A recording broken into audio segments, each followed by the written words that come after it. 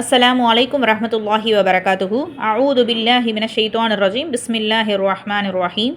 யா அய்யுஹல்லதீன ஆமனு தகுல்லாஹ ஹக்க துகாத்திஹி வலா தமூதுன்ன இல்லா வஅன்தும் முஸ்லிமூன். நம்பிக்கையாளர்களே, நீங்கள் அல்லாஹ்வை அஞ்ச வேண்டிய முறைப்படி அஞ்சுங்கள், முஸ்லிம்களாகவே தவிர நீங்கள் மரணித்து விடாதீர்கள். யா முகல்லிபல் குலுப் சப்பித் கல்வி அலாது, இனி குள்ளங்களை புரட்டக்கூடியவனே, எனது உள்ளத்தை உனது மார்க்கத்தின் பால் நிலை பெறச் செய்வாயாக. ஆமீன். கண்ணியமிக்க அல்லாஹ்வின் நல்லடியார்களே, இன்றைக்கு நம்ம பேச போகும் தலைப்பு என்னவென்றால் மீலாது நபியை பற்றி. மீலாது நபியை கொண்டாடலாமா, கொண்டாடக்கூடாதா, அது மட்டும் இல்லாமல் அதுக்கான ஹதீஸ் ஆதாரம் என்ன, குர்ஆன் வசனம் எங்கே இருக்குது, ஸோ இதை பற்றின ஒரு முழுமையான ஒரு தகவல் தான். ஸோ இன்ஷா அல்லாஹ் இந்த வீடியோவை முழுமையாக பார்த்து உங்களுடைய நண்பர்களுக்கும் மற்றவர்களுக்கும் நீங்கள் கண்டிப்பாக ஷேர் செய்யுங்க இன்ஷா அல்லாஹ். மீலாது நபி என்பது நபி ஸல்லல்லாஹு அலைஹி வஸல்லம் அவர்கள் பிறந்த நாளை நினைவு கூர்ந்து அந்த நாளை சிறப்பாக சில ஊர்களில் கொண்டாடக்கூடிய ஒரு பழக்கம் இருக்கின்றது. அல்லாஹ் பாதுகாக்கணும். இந்த ரபியுல் அவ்வல் மாதம் வந்துவிட்டாலே நபி ஸல்லல்லாஹு அலைஹி வஸல்லம் அவர்களுடைய பெயர்களை பயன்படுத்தி கொண்டு ஆட்டம், கவிதை, பாடல் என பிதாத்தான செயல்களில் ஒரு கூட்டம் செய்ய ஆரம்பித்து விடுகிறது. மற்ற நாட்களில், அதாவது ஃபர்லு தொழாத நபர் கூட இந்த மாதத்தில் அதிகமாக சலவாத் சொல்கிறது, திக்ரு செய்கிறது, துவா செய்கிறது, ஸோ இது போன்ற அமல்களெல்லாம் செய்கிறத நம்ம பார்ப்போம். அது மட்டும் இல்லாமல் இந்த மாதிரி செய்கிறது மூலியமாக அவங்களுடைய கவலை, நெருக்கடி, வறுமை நீங்கும் அப்படின்னு சொல்லிட்டு கூட இந்த அமலை செய்கிறவங்களும் இருக்காங்க. அப்போது கூட யாருமே தொழுகைக்கு முன்னுரிமை கொடுத்து அமல் செய்ய சொல்ல மாட்டாங்க. இந்த மீலாதுல மிக முக்கியமான ஒரு விஷயம் என்னன்னா, 2 விஷயம் இருக்கு. ஒன்று பணம் செலவழிக்கிறது, ரெண்டாவது உணவு. ஸோ இந்த மீலாது அப்படின்றதே உணவுக்கு தான் அதிகமாக முக்கியத்துவம் கொடுக்கறத நம்ம கண்கூடாவே நம்ம பார்ப்போம். நம்ம பக்கத்தில் இருக்கக்கூடிய சரௌண்டிங்ஸில் நம்மளுடைய முஹல்லாலேயே நிறைய பேர் இந்த மாதிரி ஒரு விஷயங்கள் செய்கிறத நம்ம கண்கூடா பார்த்துக்கிட்டு தான் இருக்கும். ஓகே, அல்ஹம்துலில்லாஹ். ஸோ இதுக்கு முன்னாடி வாழ்ந்த நபிமார்களை ஃபஸ்ட்டு நம்ம தெரிஞ்சுப்போம். ஸோ அல்லாஹ் தஆலா குர்ஆனில் 25 நபிமார்களை பற்றி சொல்கிறான் இல்லையா? நம்ம எல்லாருக்குமே தெரியும். குர்ஆனில் 25 நபிமார்களை பற்றி அல்லாஹ் தஆலா சொல்லும் பொழுது, நபிமார்கள் அனுப்பப்பட்ட காலத்தில் இருந்து எந்த ஒரு நபியும் தன்னுடைய பிறப்பிற்காக அந்த நாளை கொண்டாடியது கிடையாது. ஃபஸ்ட்டு நம்ம நோட் பண்ணணும். அடுத்தது, இன்னும் அவர்களுடைய சமூக மக்களுக்கும் தங்களுடைய பிறந்த நாளை அறிமுகப்படுத்தியதும் கிடையாது. இதுதான் என்னுடைய பிறந்த நாள், இதை நீங்கள் கொண்டாடுங்க, ஸோ கொண்டாடுங்கன்னு கூட வேணாம், ஸோ இதுதான் என்னுடைய பிறந்த நாள் அப்படின்னு சொல்லிட்டு எந்த ஒரு நபியும் தன்னுடைய சமூக மக்களுக்கு சொன்னதாக எந்த ஒரு அறிவிப்பு செய்தியுமே நம்மளால் பார்க்க முடியலை. அதே மாதிரி தான் நபி ஸல்லல்லாஹு அலைஹி வஸல்லம் அவர்களும் தன்னுடைய பிறப்பிற்காக பிறந்த நாள் கொண்டாடவும் இல்லை, அதை தன் உம்மத்திற்கு இதனை நீங்கள் செய்யுங்க அப்படின்னு சொல்லி கற்றுக் கொடுக்கவும் இல்லை. சிறப்பான 3 தலைமுறைகளான சஹாபாக்கள், தாபியின்கள் வாழ்ந்த காலத்திலும் கூட இந்த பிறந்த நாள் வழிமுறை அப்படின்றது நமக்கு காணப்படவே இல்லை. ஸோ கண்டிப்பாக அந்த பிறந்த நாளுடைய விஷயம் குறித்து ஏதாவது ஒரு தகவல் இருந்துச்சுன்னா கண்டிப்பாக 3 தலைமுறையில் ஒரு தலைமுறையாவது அந்த ஒரு ஹதீஸ் அறிவிப்பு அப்படின்றத நமக்கு கொடுத்துருப்பாங்க. கண்டிப்பாக அது நமக்கு தெரிஞ்சிருக்கும். ஸோ இல்லாததுனால தான் என்ன பண்ணலை, ஸோ நமக்கு இந்த மாதிரி ஒரு விஷயம் இருக்குது அப்படின்றதே நமக்கு தெரியலை. அடுத்ததாக நம்ம ஒரு விஷயத்தை கவனமாக நோட் பண்ணணும். அதாவது மீலாது நபினாலே நம்ம என்ன சொல்கிறோம், நபி ஸல்லல்லாஹு அலைஹி வஸல்லம் அவங்களுடைய பிறந்த நாள் அப்படின்னு தான் நம்ம சொல்கிறோம்.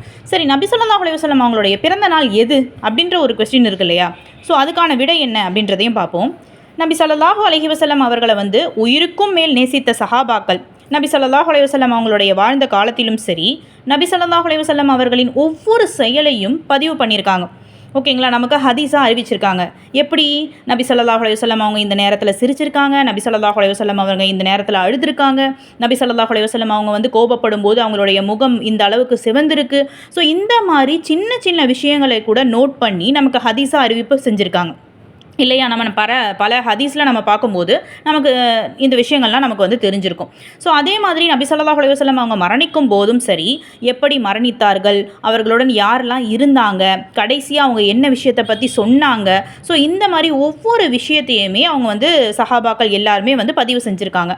நபி ஸல்லல்லாஹு அலைஹி வஸல்லம் அவங்களுடைய இந்த நிகழ்வை அணுவாய் பதிவு செய்த அந்த சஹாபாக்கள் கூட யாருமே நபி ஸல்லல்லாஹு அலைஹி வஸல்லம் அவங்க பிறந்த நாள் இதுதான், பிறந்த தேதி இதுதான், பிறந்த வருடம் இதுதான் அப்படின்னு சொல்லிட்டு நினைவு வைத்து இதை சிறப்பாக கொண்டாடியது ஒருத்தர் கூட கிடையாது. நம்ம வரலாற்றில் பார்த்து தான் நம்ம சொல்கிறோம். ஸோ வரலாற்றில் நம்ம எடுத்துக்கிட்டோம் அப்படின்னா யாருமே ஒருத்தர் கூட இந்த மாதிரி நபி ஸல்லல்லாஹு அலைஹி வஸல்லம் அவங்களோட பிறந்த நாள் இந்துவாக தான் இருந்துச்சு, ஸோ இந்த நாளை நாங்கள் சிறப்பாக கொண்டாடணும், ஸோ அந்த மாதிரி இந்த விஷயத்தில் நாங்கள் இந்த மாதிரி அதிகமாக நாங்கள் சலவாத் சொன்னோம், திக்ர் செஞ்சோம், ஸோ இந்த வான வேடிக்கைகள், இந்த ஆடல் பாடல் நிகழ்ச்சி எல்லாமே நடந்துச்சு. ஸோ இந்த மாதிரி எந்த ஒரு விஷயத்தையுமே ரசூல்லா சைட்லேயும் சரி, ரசூல்லா கூட வாழ்ந்த மக்களாக இருக்கட்டும், 3 தலைமுறையினராக இருக்கட்டும், ஸோ யாருமே பதிவு செய்யாத ஒரு விஷயத்தை தான் இன்னைக்கு ரசூலுல்லாஹ்வுடைய சமுதாயமாகிய, அதாவது முஹம்மது நபி ஸல்லல்லாஹு அலைஹி வஸல்லம் அவர்களுடைய உம்மத்தினராகிய நம்மில் சில பேர் இந்த ஒரு தினத்தை தான் இவ்வாறு கொண்டாடிட்டு இருக்காங்க. அல்லாஹ் பாதுகாக்கணும். நபி ஸல்லல்லாஹு அலைஹி வஸல்லம் அவங்க வந்து பிறக்கும் பொழுது நபியாக வந்து பிறக்கலை. ஸோ மக்கள் மத்தியில் பிரபலம் இல்லாத ஒரு நபராக தான் நபி ஸல்லல்லாஹு அலைஹி வஸல்லம் அவங்க வந்து பிறந்தாங்க. பிறந்த சில நாட்கள்லேயே வந்து அவங்களுடைய தாயும் மரணித்து விட்டாங்க. இன்னா லில்லாஹி வ இன்னா இலைஹி ராஜிஊன். அதே மாதிரி இதனால் நபி ஸல்லல்லாஹு அலைஹி வஸல்லம் அவங்களுடைய பிறந்த நாள் அப்படின்றது சரியான தேதி அப்படின்றது வந்து எந்த ஒரு வரலாற்று செய்தியிலையுமே வந்து கிடைக்கல. ஓகேங்களா? ஸோ பல வரலாற்று அறிஞர்கள் கூட நபி ஸல்லல்லாஹு அலைஹி வஸல்லம் அவங்களுடைய பிறந்த நாளை வந்து யூகங்களின் அடிப்படையில் தான் இந்த நாளில் இருக்கலாம் அப்படின்னு சொல்லி தான் வந்து அவங்களுடைய கருத்தை முன்வைப்பாங்களே தவிர இதுதான் பர்டிகுலராக இந்த டேட் தான் அப்படின்னு சொல்லிட்டு எந்த ஒரு வரலாற்று ஆசிரியமே வந்து நமக்கு வந்து அறிவிப்பு செய்யலை. இன்னும் சொல்லணும் அப்படின்னா நபி ஸல்லல்லாஹு அலைஹி வஸல்லம் அவங்களுடைய பிறந்த நாளை பற்றி சரியான குறிப்பு வந்து எந்த வரலாற்று நூல்களில் கூட கிடைக்காது. ஸோ அப்படி இருக்கும் பொழுது ரசூலுல்லாஹ்வுடைய பிறந்த நாள் இந்த நாள் தான் அப்படின்னு சொல்லிட்டு நம்மளால் எப்படி கொண்டாட முடியும் அப்படின்றத ஒவ்வொருத்தருமே நம்ம வந்து சிந்திச்சு பார்க்கணும். அது மட்டும் இல்லாமல் நபி ஸல்லல்லாஹு அலைஹி வஸல்லம் அவர்கள் ரபியுல் அவ்வல் மாதத்தில் 12வது நாளில் தான் மரணித்தார்கள் என்பது அனைத்து வரலாற்று ஆசிரியர்கள் இருக்காங்க இல்லையா, ஸோ அவங்களுடைய ஒருமித்த ஒரு கருத்தாகவே இருக்குது. ஓகேங்களா? அதாவது எப்படி ரபியுல் அவ்வல் மாதத்தில் 12வது நாளில் தான் ரசூல்லா மரணித்தாங்க அப்படின்ற ஒரு அறிவிப்பை வந்து எல்லா வரலாற்று ஆசிரியர்களுமே பதிவு செஞ்சுருக்கும் பொழுது இன்னைக்கு என்ன பண்ணுறாங்க, இதே ரபியுல் அவ்வல் மாதத்தில் தான் இசையுடன் குதூகலமாக நபி ஸல்லல்லாஹு அலைஹி வஸல்லம் அவங்களுடைய பிறந்த நாளை வந்து கொண்டாடுறாங்க. இன்அஊது பில்லாஹி மின்ஹா. ஆனால் அந்த மாதத்தில் தான் நபி ஸல்லல்லாஹு அலைஹி வஸல்லம் அவங்க மரணித்தாங்க. இதுதான் இந்த உம்மத்திற்கே ஏற்பட்ட மிக மோசமான ஒரு சோதனையாக இருக்குது. ஸோ இந்த சோதனைக்கு நிகரானது அப்படின்றது எதுவுமே கிடையாது. அப்போ நபி ஸல்லல்லாஹு அலைஹி வஸல்லம் அவங்களுடைய பிறந்த நாளை கொண்டாடும் முஸ்லீம்களே, நபியின் இறந்த நாள் எது அப்படின்றத உங்ககிட்ட நீங்களே வந்து கேட்டுக்கோங்க. மீலாது வரலாறுடைய குறிப்பு பாருங்கள். இன்றைக்கி வந்து பலரும் மீலாதை வந்து ஃபர்லு அளவுக்கு முக்கியத்துவம் கொடுத்து அந்த விஷயத்தை வந்து பின்பற்றுறாங்க. ஸோ இது வந்து ஃபர்லு கட்டாய கடமை, ஸோ மீலாது நபியை வந்து கட்டாயமாக கொண்டாடியே ஆகணும் அப்படின்றத வந்து முன் வைக்கிறாங்க இல்லையா. ஸோ பல பேர் வந்து சொல்கிறாங்க இல்லையா, ஸோ மீலாது நபி கட்டாயமாக நாங்கள் கொண்டாடியே ஆகணும் அப்படின்றவங்க உண்மையில் நபி ஸல்லல்லாஹு அலைஹி வஸல்லம் அவங்க காலம் முதல் ஹதீஸ்களை தொகுத்த இமாம்கள் காலம் வரைக்கும் இந்த மீலாது அப்படின்றது ஒன்று வரலாற்றில் இல்லவே இல்லை. சஹாபாக்கள் காலம் முதல் சரி இமாம்கள் வாழ்ந்த காலம் வரைக்கும் யாருமே ரபியுல் அவ்வல் மாதத்தை வந்து நினைவு வைத்து கொண்டாடினது கிடையாது. மார்க்கத்தை அதிகம் தேடி கற்று அதை அமல் செய்த இவர்களுக்கு கிடைக்காத அல் குர்ஆன் வசனமும் அல்லது தஃப்சீரோ இல்லது ஹதீஸ்களோ நமக்கு கிடைத்து விட்டதா கொஞ்சம் நம்ம சற்று சிந்திச்சு பார்க்கணும். சஹாபாக்கள் காலத்தில் இருந்து பல வரலாற்று இமாம்களுக்கு கிடைக்காத ஒரு விஷயமா நமக்கு கிடைச்சிருச்சு அப்படின்றத சிந்திச்சு பார்க்கணும். முஹம்மது நபி ஸல்லல்லாஹு அலைஹி வஸல்லம் அவங்க காலத்தில் மீலாது கிடையாது. அதே மாதிரி அவங்களுடைய காலத்துக்கு பிறகு 4 கலிஃபாக்கள் வாழ்ந்தாங்க. அபூபக்கர் சித்திக் ரலியல்லாஹு அன்ஹு, உமர் பின் கத்தாப் ரலியல்லாஹு அன்ஹு, உஸ்மான் ரலியல்லாஹு அன்ஹு, அலி இப்னு அபு தாலிப் ரலியல்லாஹு அன்ஹு அவர்கள் வாழ்ந்த காலத்திலையுமே மீலாது கிடையாது. அதே மாதிரி அவர்களுக்கு பிறகு வரலாற்றில் பிரபலம் பெற்ற 4 இமாம்கள் அபு ஹனிஃபா ரஹிமஹுல்லாஹு அலைஹி ஹிஜ்ரி 150 அடுத்தது இமாம் மாலிக் ஹிஜ்ரி 170, இமாம் ஷாஃபி ரஹிமஹுல்லா ஹிஜ்ரி 204, இமாம் அஹமது இப்னு பின் ஹம்பல் ரஹிமஹுல்லா ஹிஜ்ரி 241 அவர்கள் வாழ்ந்த காலத்திலையுமே மீலாது வந்து கிடையாது. அதே மாதிரி ஹதீஸ்களை தொகுத்த இமாம்கள் இமாம் புகாரி ரஹிமஹுல்லா அவர்கள் ஹிஜ்ரி 256, இமாம் முஸ்லீம் ரஹிமஹுல்லா, இமாம் அபுதாவுத் ரஹிமஹுல்லா ஹிஜ்ரி, இமாம் திருமீதி ஹிஜ்ரி, இமாம் நசை ஆகிய இமாம்கள் வாழ்ந்த காலத்திலையுமே மீலாது கிடையாது. இப்படி நபி ஸல்லல்லாஹு அலைஹி வஸல்லம் அவங்க காலம் முதல் ஹதீஸ்களை சேகரித்த இமாம்கள் வாழ்ந்த காலம் வரைக்கும் இந்த மீலாத் அப்படின்றது ஒன்று இஸ்லாத்தில் இல்லவே இல்லை. இதனால்தான் நம்ம வந்து இந்த மீலாத் என்ற ஒரு வார்த்தையை கூட எந்த ஹதீஸ்லையுமே நம்ம காண முடியல. ஸோ இந்த மீலாத் சம்பந்தமாக ஹதீஸ்களை தொகுத்த இமாம்கள் அல்லது 4 மதுஹபு இமாம்கள் கூட எந்த ஒரு கருத்தையுமே வந்து கூறலை. ஸோ இதிலிருந்தே நாம் வந்து தெரிஞ்சுக்கலாம் இந்த மீலாது என்பது இஸ்லாத்தில் இல்லாத ஒரு விஷயம். இந்த மார்க்கத்தில் இல்லாத ஒரு விஷயத்தை வந்து செய்யும் பொழுது அவனுக்கான தண்டனை அப்படின்றத பற்றியும் சூரா அன் நிசால அல்லாஹ் தாலா 115வது வசனத்தில் சொல்லி காமிக்கிறான். 115வது வசனத்தை சொல்லி காமிக்கிறான். எவனொருவன் நேர்வழி இன்னது என்று தனக்கு தெளிவான பின்னரும் அல்லாஹ்வின் இத்தூதரை விட்டு பிரிந்து முக்மீன்கள் செல்லாத வழியில் செல்கின்றானோ அவனை அவன் செல்லும் தவறான வழியிலேயே செல்ல விட்டு நரகத்திலும் அவனை நுழைய செய்வோம். அதுவோ சென்றடையும் இடங்களில் மிக கெட்டதாகும். சுப்ஹானல்லாஹ். இஸ்லாம் அப்படின்றது ஒரு முழுமை பெற்ற மார்க்கம் இல்லையா? இந்த இஸ்லாம் மார்க்கம் நபி ஸல்லல்லாஹு அலைஹி வஸல்லம் அவர்களுடைய காலத்திலேயே முழுமை பெற்றுவிட்டது. இதற்கு பின்பு இஸ்லாத்தில் நன்மை காரியம் என்று ஒன்றை சேர்க்கவோ அல்லது இஸ்லாத்தில் உள்ள ஒன்றை நீக்கவோ யாருக்குமே உரிமை கிடையாது. இதை பற்றியும் அல்லாஹ் சூரத்துல் மாயிதால 3வது வசனத்தில் சொல்லுவான், இன்றைய தினம் உங்களுக்காக உங்கள் மார்க்கத்தை பரிபூரணமாக்கி விட்டேன் அப்படின்னு சொல்லுவான். சுப்ஹானல்லாஹ். இஸ்லாத்தில் நன்மையான காரியம் என்று புதிதாக ஒன்றை சேர்க்கவோ அதை போன்று இஸ்லாத்தில் உள்ள ஒன்றை நீக்கவோ யாருக்குமே அனுமதி கிடையாது. அவ்வாறு யாரேனும் சேர்த்தாலும் அது மார்க்கமாக ஆகிவிடாது. ஸோ இதை பற்றி இறைத்தூதர் ஸல்லல்லாஹு அலைஹி வஸல்லம் அவர்கள் கூறினார்கள், நம்முடைய இந்த மார்க்க விவகாரத்தில் அதில் இல்லாததை புதிதாக எவன் உண்டாக்குகிறானோ அவனுடைய அந்த புதுமை நிராகரிக்கப்பட்டதாகும். சஹீஹுல் புகாரியில் 2697வது ஹதீஸாக பதிவு செய்யப்பட்டிருக்கு. இஸ்லாத்தை பொறுத்தவரை அனைத்து செயல்களையுமே அனைத்து விதமான ஒழுக்கங்களையும் நபி ஸல்லல்லாஹு அலைஹி வஸல்லம் அவங்க நமக்கு ஒளிவு மறைவு இல்லாமல் நமக்கு சொல்லி கொடுத்துருக்காங்க. அதாவது மலம் ஜலம் எவ்வாறு கழிக்கணும், கணவன் மனைவி எவ்வாறு சேரக்கூடாது, ஹைலு நிஃபாஸு குளிப்பு கடமை என அனைத்தையுமே நபி ஸல்லல்லாஹு அலைஹி வஸல்லம் அவங்க நமக்கு தெளிவான முறையில் நமக்கு விளக்கம் கொடுத்துருக்காங்க. இவ்வளவு சொல்லி கொடுத்த நபி ஸல்லல்லாஹு அலைஹி வஸல்லம் அவங்க ஒரே ஒரு முறை கூடையா இந்த மீலாது பற்றி நமக்கு சொல்லி கொடுக்காம இருந்திருப்பாங்க? சற்று சிந்திச்சு பார்க்கணும். அல்லது எனது பிறந்த நாளில் என்னை எல்லாரும் புகழ வேண்டும், அந்த நாளில் நீங்கள் கவிதை பாடுங்க, அல்லது எனக்கு அதிகமாக நீங்கள் சலவாத் சொல்லுங்க அப்படின்னு கூட ரசூலுல்லாஹ் நமக்கு சொல்லி தராமையா போயிருப்பாங்க? கொஞ்சம் சற்று சிந்திச்சு பார்க்கணும். ஸோ மீலாதை ஒருவர் கொண்டாடுகிறவர் என்றால் நபி ஸல்லல்லாஹு அலைஹி வஸல்லம் அவர்களை கண்ணியப்படுத்த அல்லது நினைவு கூற நோக்கத்தில் செய்கிறார்கள் அப்படின்னு சொல்கிறாங்க. அதாவது இப்போ மீலாது கொண்டாடுறவங்க கிட்ட போய் கேட்டாங்கன்னா அவங்க என்ன சொல்லுவாங்கன்னா, நாங்கள் நபி ஸல்லல்லாஹு அலைஹி வஸல்லம் அவங்கள கண்ணியப்படுத்துகிறோம், ஸோ அவங்கள நாங்கள் அதிகமாக நினைவு கூறுறோம், ஸோ அவங்க மேலே நாங்கள் அதிகமான பாசம் வச்சுருக்கோம், நேசம் வச்சுருக்கோம், ஸோ அப்படிலாம் இந்த விஷயத்தை அவங்க சொல்லுவாங்க.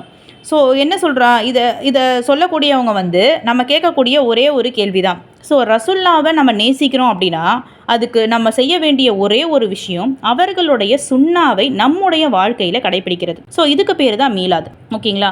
ஸோ மார்க்கத்தில் இல்லாத ஒரு விஷயத்தை நம்ம கொண்டாடுவது மூலயமா, ஸோ மார்க்கத்தில் இல்லாத ஒரு விஷயத்தை நாங்கள் ரசூலுல்லாவை நாங்கள் புகழ்கிறோம், ஸோ புகழ வேண்டாம் அப்படின்றது கிடையாது.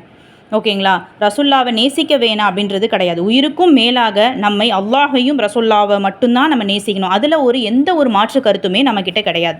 ஆனால் அதை எவ்வாறு நீங்கள் நேசிக்கணும், ஸோ அவர்களை நேசிக்கிறேன் அப்படின்னு சொல்லிட்டு அவர்கள் சொல்லித்தராத ஒரு விஷயத்தை நம்ம மார்க்கத்தில் திணிக்கும் பொழுது அது எவ்வளோ பெரிய பாவமாக இருக்குது அப்படின்றத கொஞ்சமாவது நம்ம சிந்திக்கணுமா இல்லையா? ஸோ நம்ம மீலாது அப்படின்றத எப்போ கொண்டாடணும் அப்படின்னு பார்த்தீங்கன்னா, தினந்தோறும் கொண்டாடக்கூடிய விஷயத்தை நம்ம கொண்டு வரணும்.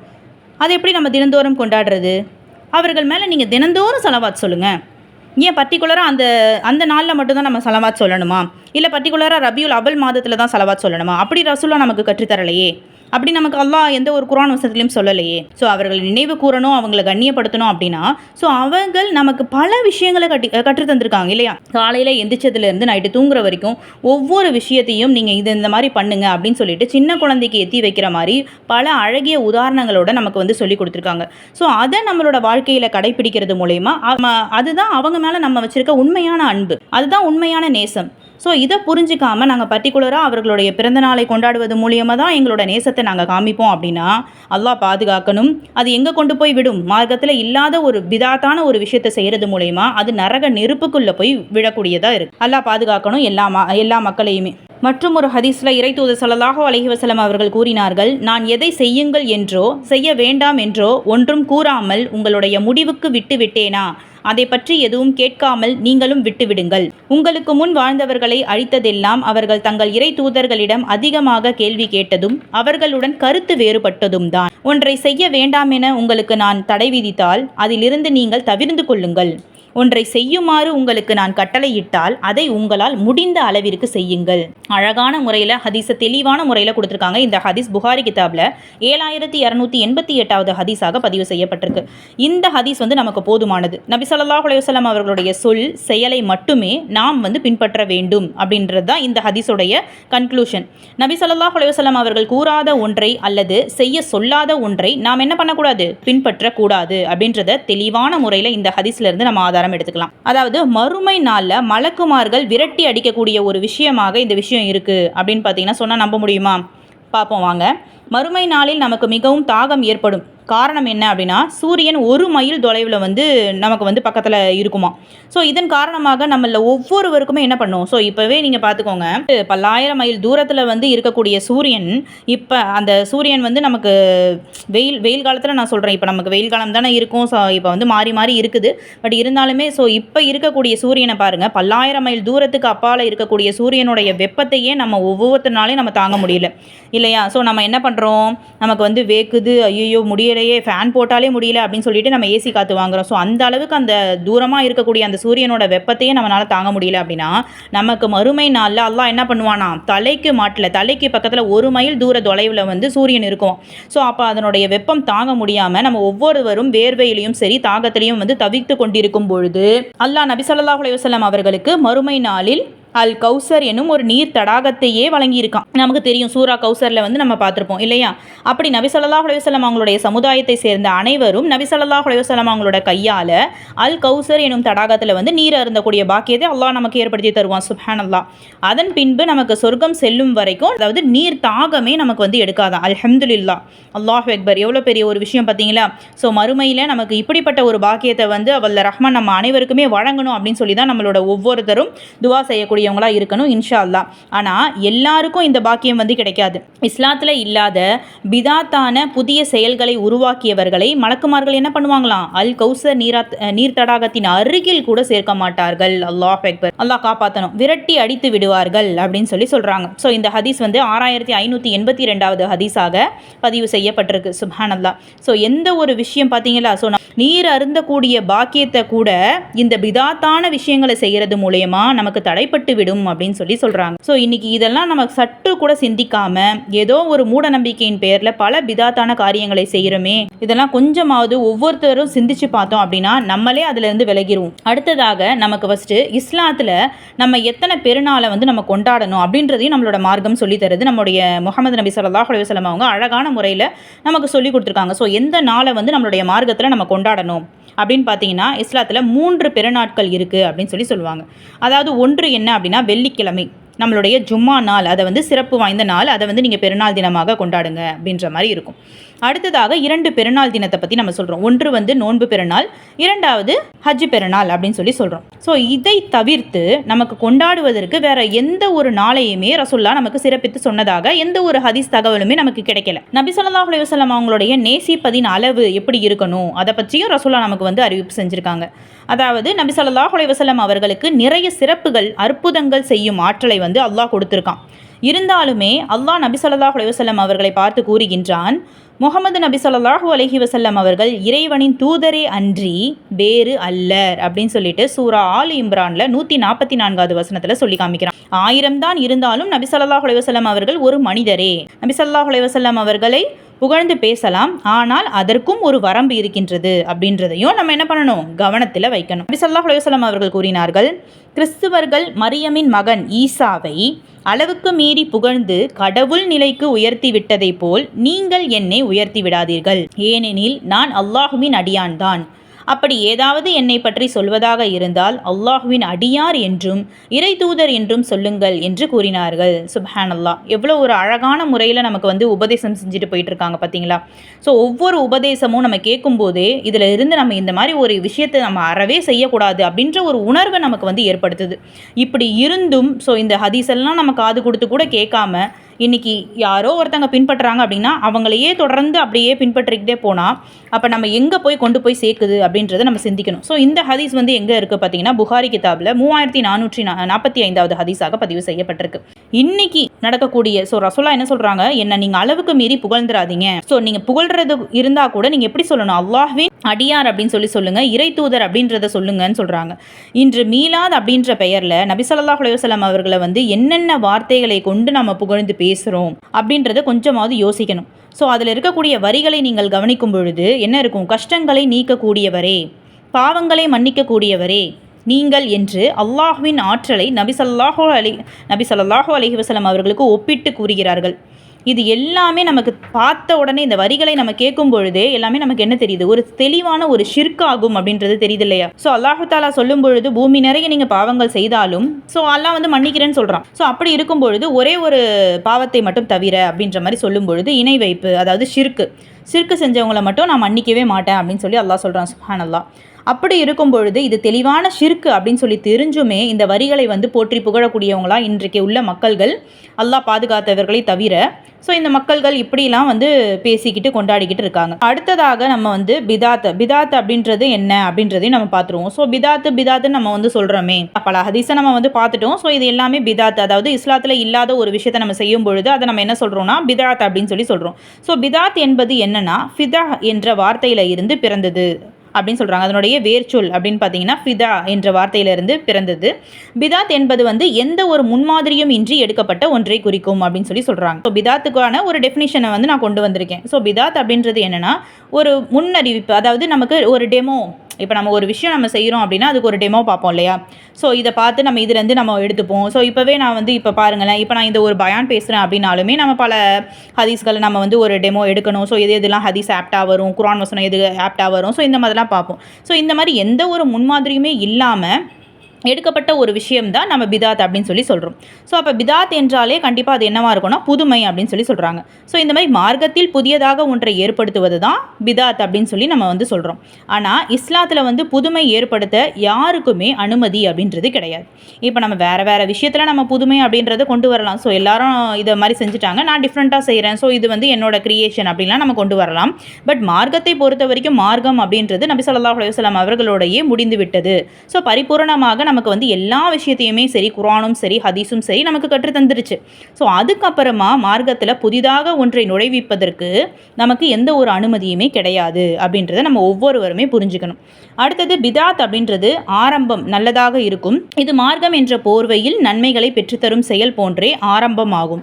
ஆனால் இதன் முடிவு நரகமே. இதனால் தான் நபி ஸல்லல்லாஹு அலைஹி வஸல்லம் அவர்கள் இதனை பற்றி நம்மை கடுமையாக எச்சரித்து உள்ளார்கள். ஸோ எப்படி எச்சரிக்கிறாங்க அப்படின்றதையும் பார்ப்போம். வார்த்தைகளில் சிறந்த வார்த்தை அல்லாஹ்வின் வேதமாகும்.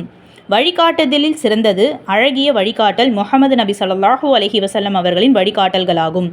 மார்க்கத்தில் புதிதாக ஏற்படுத்தப்பட்டவைகள் தீய விடயங்களாகும். பிதாத் எல்லாம் வழிகேடுகளாகும். வழிகேடுகள் எல்லாம் நரகத்தில்தான். இந்த ஹதீஸ் நசை கிதாபில் 1577வது ஹதீஸாக பதிவு செய்யப்பட்டிருக்கு. தம் செயல்களில் மிக பெரும் நஷ்டவாளிகள் யார் என்பதை நான் உங்களுக்கு அறிவிப்பு செய்யட்டுமா என்று நபியே நீர் கேட்பீராக. யாருடைய முயற்சி இவ்வுலக வாழ்க்கையில் பயனற்று போயிருக்க தாங்கள் மெய்யாகவே அழகான காரியங்களையே செய்வதாக எண்ணிக்கொண்டிருக்கிறார்களோ அவர்கள்தான்.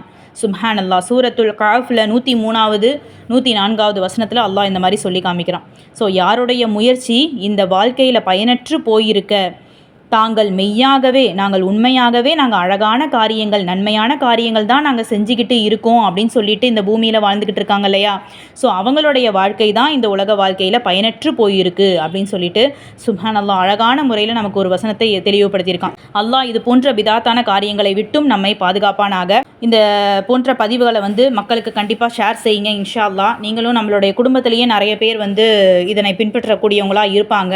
ஸோ முடிஞ்ச அளவுக்கு நம்ம இந்த மாதிரி விஷயங்களை வந்து நம்ம எத்தி வைக்கக்கூடியவங்களாக இருப்போம். ஸோ நன்மையை ஏவி தீமையை தடுக்கக்கூடியவங்களாக இருப்போம்.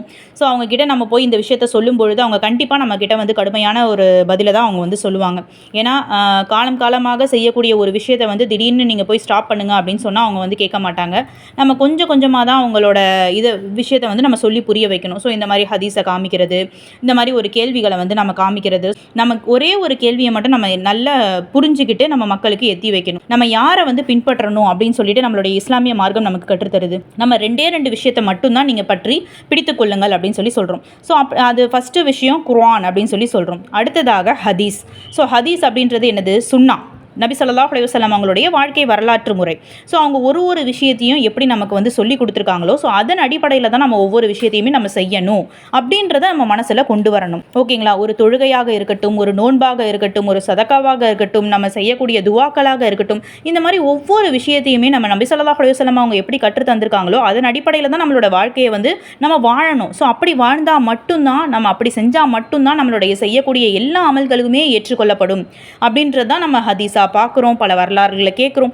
இப்படி இருந்துமே ஸோ மீலாது நபி அப்படின்றத கொண்டாடுறத பற்றி கொஞ்சமாவது இந்த மாதிரி மக்கள்கிட்ட நீங்கள் எத்தி வைக்கும்பொழுது இப்படி நீங்கள் எப்படி கொண்டாடுறீங்க, எப்படி இதை பற்றி ரசூல்லா எந்த ஒரு அறிவிப்பும் செய்யாத பொழுது, அதே மாதிரி அவர்களுக்கு பின்னாடி வாழ்ந்த எந்த ஒரு சஹாபாக்கள் சரி, நபித்தோழர்கள், எந்த ஒரு நபித்தோழர்களாக இருக்கட்டும், அது மட்டும் இல்லாமல் இமாம்களாக இருக்கட்டும், எந்த ஒரு வரலாற்றிலுமே பதிவு செய்யப்படாத ஒரு விஷயத்தை நீங்கள் எதற்காக இப்படி கொண்டாடுறீங்க அப்படின்றத நம்ம கேட்கணும். சரிங்களா? ஸோ அதையும் முன்னாடியே நம்ம சொல்லிட்டோம். ஸோ இப்போ நீங்கள் வந்து கொண்டாடுறவங்க கிட்ட போய் கேட்டாங்கன்னா அவங்க என்ன சொல்கிறாங்கன்னு சொல்லியிருக்கேன். அதாவது நபி ஸல்லல்லாஹு அலைஹி வஸல்லம் அவங்கள நாங்கள் கண்ணியப்படுத்துகிறோம், நபி ஸல்லல்லாஹு அலைஹி வஸல்லம் அவங்கள நாங்கள் அதிகமாக நேசிக்கிறோம் அப்படின்னு சொல்கிறாங்க இல்லையா? ஸோ அதற்கான ஒரு பதிலையும் நம்ம சொல்லணும். ஸோ கண்ணியப்படுத்துதல், நேசித்தல் அப்படின்றதையும் எதன் அடிப்படையில் செய்யணும்? அவங்க சொல்லி கொடுத்த விஷயத்தில், அவங்களுக்கு பிடித்தமான விஷயத்தில் நம்ம கொண்டு வரணுமே தவிர நமக்கு பிடிச்ச மாதிரி அவங்களோட வாழ்க்கையில் போய் நம்ம திணிக்கக்கூடாது. ஸோ இப்போ நீங்கள் சலவாத் சொல்கிறீங்க அப்படின்னா தினமும் அவங்க மேலே சலவாத் சொல்லுங்கள். ஸோ திக்ரு செய்யுங்க அப்படின்னா தினமும் நீங்கள் அந்த திக்ரை வந்து நடைமுறைப்படுத்துங்க. சரிங்களா? ஸோ மார்க்கத்தில் அப்படின்றது அனாச்சாரங்களுக்கு இடமே கிடையாது. இன்றைக்கி மீலாதுன் நபின்ற பேரில் அது பல செலவுகள் அளிக்கிறோம், பல பணத்தை வந்து வீண் விரயம் செய்கிறாங்க. ஸோ இடம் ஃபுல்லாக வந்து லைட் செட்டிங்கு, இது அது பந்தல் போடுறது, கொடி நாட்டுறது, ஸோ இந்த மாதிரி தேவையில்லாத செலவுகள், வீண் விரயங்கள் இந்த மாதிரி விஷயத்தில் நடக்குது. அது மட்டும் இல்லாமல் ஆண்கள் பெண்கள் கூடக்கூடிய ஒரு சூழல் ஏற்படுது. இதுவாக நம்மளுடைய மார்க்கம் கற்றுத்தருது. ஒரு தொழுகையில் கூட வந்து பெண்கள் அப்படின்றவங்க ஆண்களுக்கு பின்னாடி தொழுதுட்டு தொழுகை முடித்தவுடனே நீங்கள் உடனே போயிருங்க, அதுக்கப்புறமா ஆண்கள் செல்லுங்க அப்படின்னு சொல்லி கொடுக்கக்கூடிய ஒரு மார்க்கமாக நம்முடைய மார்க்கத்தில் இருந்து கொண்டே இந்த மாதிரி பிதாத்தான காரியங்களில் வந்து 2 பேருமே வந்து ஒன்றாக கலக்கக்கூடிய ஒரு சூழல்லாம் ஏற்படுது இல்லையா? ஸோ அல்லாஹ் எல்லாரையும் பாதுகாக்கணும். இன்ஷா அல்லாஹ். வாஹிர் தஅவானா அல்ஹம்துலில்லாஹி ரப்பில் ஆலமீன். அஸ்ஸலாமு அலைக்கும் வரஹ்மத்துல்லாஹி வபரகாத்துஹு.